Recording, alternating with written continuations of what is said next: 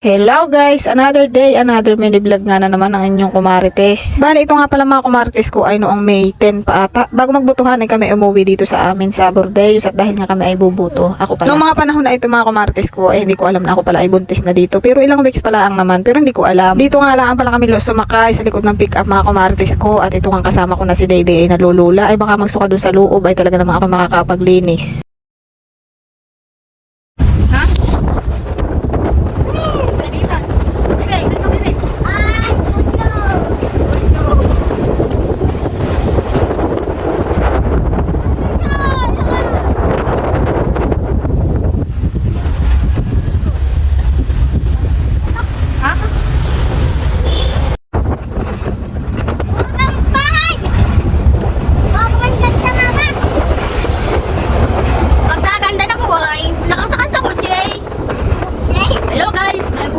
Pauwi ng Aloyon, nakabiyahe na po kami.